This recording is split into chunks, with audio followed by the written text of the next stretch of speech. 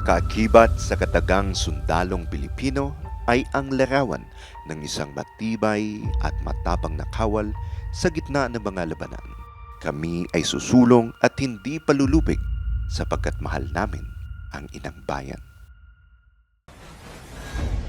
Sa aming Commander-in-Chief, Pangulong Rodrigo Roa Duterte, kami po ay binigyan ninyo ng mga makabagong kagamitan gaya ng mga dekalidad na armas, sandata, sasakyan at mga pasilidad na siyang tugon sa aming tungkuling tulungan ang mga mamamayan sa panahon ng pangangailangan at protektahan ang bayang sinilangan, mapalupa, dagat at himpapawid man. And I assure you that I will give you everything that you need to have to carry out your mandate.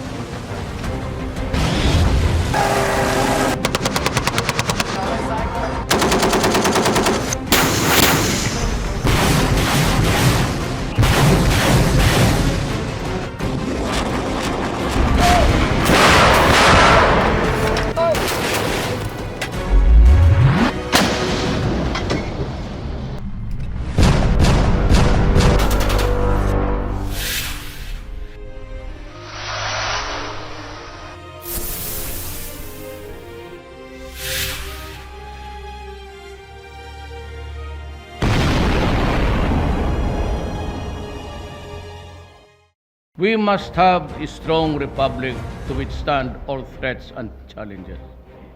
Today's reality demands, necessitates, an armed forces that is strong. We leave the Philippines with a very strong military.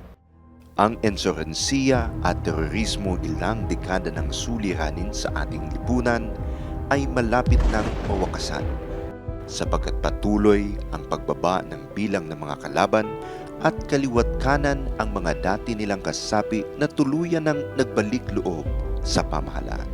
Using these game changers ng FA-50, walang nalagas sa aming mga tropa. And we are very thankful the leadership of the armed forces, especially President Rodrigo Roa Duterte, para sa mga assets na ito na tinutukan yung AP modernization program. At tinutuo talaga. Ito ay hindi lamang dahil sa aming pagsisikap na masugpo ang karahasan, kundi dahil rin sa mga programa at serbisyong iyong inilunsad sa pamamagitan ng NTF-ELCAC upang tugunan ang daing ng mga mamamayan. Ko usa ka kanhing rebuilding NPA ug karon usa na ka sundalo sa gobyerno. Di-briefing mi na dalon daw mi sa Happy Home. Ang Happy Home is under ni siya sa programa sa ECLIP. Kung wala ang kasundaluhan ug ang lokal na kagamhanan, dili na ako makita ang kadasig sa akong kinabuhi. Sa bawat balitang kami ay nasusugatan, ikaw ang unang sumasaludo at nagpapasalamat sa aming ipinamalas na kagitingan at maging sa mga hindi inaasahang pagsubok na kinakaharap ng bawat mamamayan gaya na lamang ng mga sakuna o kalamidad at pandemyang itinuturing na hindi nakikitang kalaban.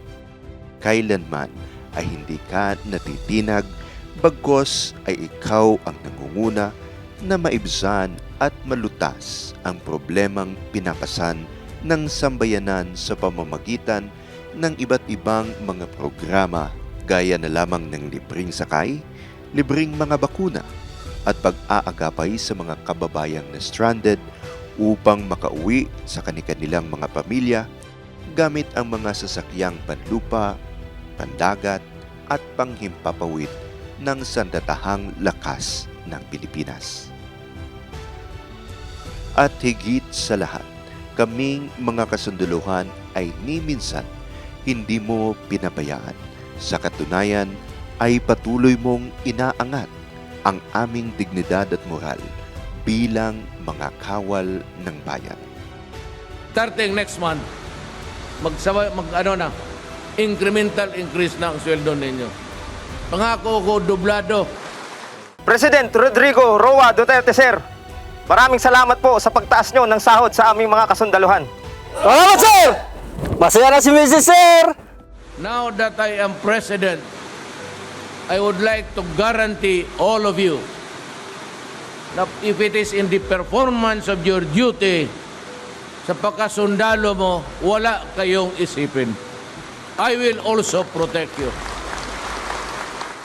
Sa mga panahong kami ay nangungulila sa aming mga pamilya, lalo na sa tuwing kami ay naipapadala sa mga malalayong lugar, hindi sapat ang baon naming mga larawan ng kanilang matatamis na ngiti nang kami ay magkasama pa. Kung kaya't binigyan mo kami ng mga kagamitang maaari namin silang makausap at makita. Kaya naman kaming mga kasundaluhan ay patuloy na magsisikap na makapagbigay ng karangalan sa ating bayan sa iba't ibang larangan gaya ng pampalakasan. Sa kabila ng aming pangamba, pinapanatag mo ang aming kalooban. Kahit pa kami ay sumusuong sa bawat labanan dahil ang aming pamilya ay hindi mo pinapabayaan. Kampante kaming nasa maayos silang kalagayan at maginhawa ang kanilang buhay dahil sa handog mo sa amin na mga babahay.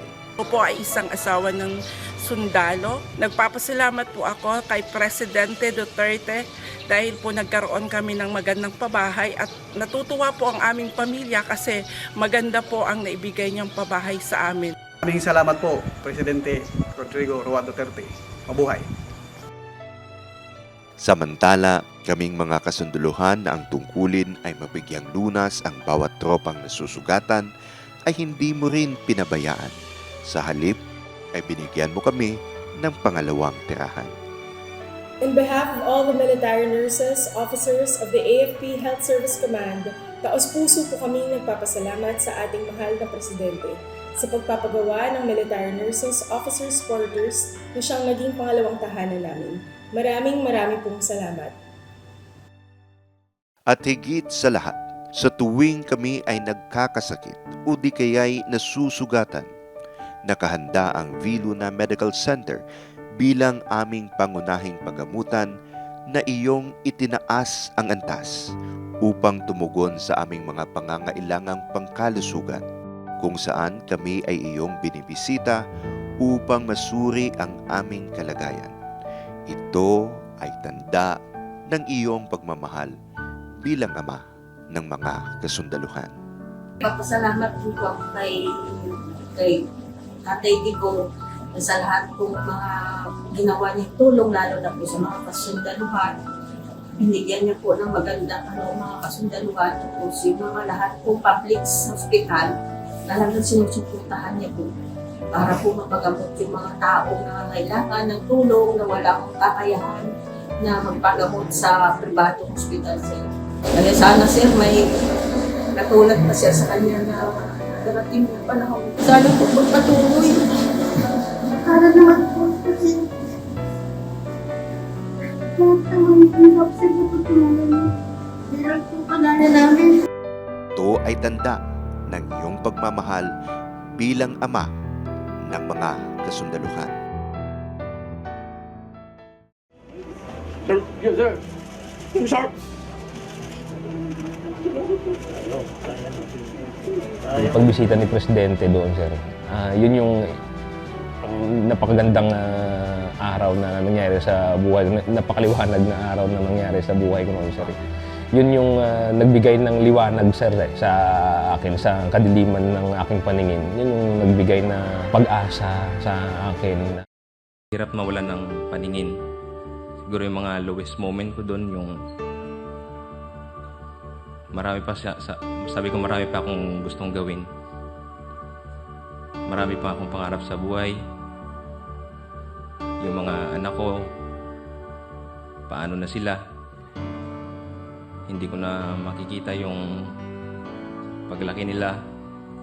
Hindi ko na makikita yung kung gaano sila kagaling mag-drawing, kung gaano sila kagaling sumayaw. Pero gayon pa man, simula nung nagbisita doon si Presidente, talagang nagbagong lahat. Until the last drop of our blood, sir, pa, talagang makikipaglaban kami, sir, pa, sa under ng iyong pamumuno, sir.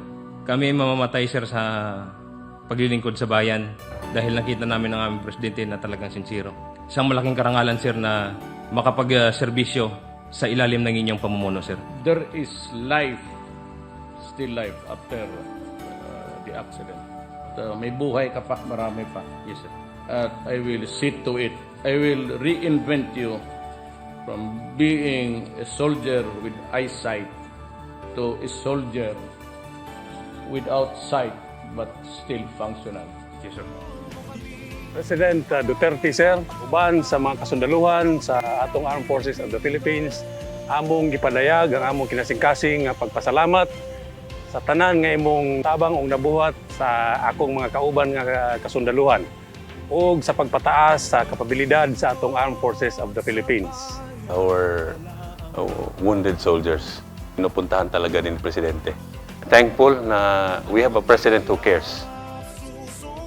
Walang kapantay ang iyong pagmamahal at malasakit sa aming mga sundalo. Madalang mo man itong maipahayag sa pamamagitan ng mga kataga, subalit sa iyong kilos at gawa, ramdam namin ang iyong taus-pusong paglilingkod sa ating bansa. Ikaw ang aming lakas sa tuwing kami ay nanghihina. Ang aming mata sa tuwing kami ay di nakakakita. Ang sandigan sa bawat pagsubok na pinapasan. Ang liwanag sa bawat tinatahak na kadiliman. At ang sandalan sa tuwing kami ay nahihirapan. Ikaw ang ama ng sambayanan, na habang buhay naming pasasalamatan dahil sa lahat ng iyong mga nagawa para sa inang bayan. Pati kay PRRD, hindi po ako sa kanya bumoto. Pero now I believe in what he's doing. Kasi nakita ko how sincerely we're addressing the needs of our communities. Bayani ng bawat tao, maluti ng Pilipino. Sundalo mo kami. Mula sa sandatahang lakas ng Pilipinas, mahal ka namin, Tatay Digong. Maraming salamat po.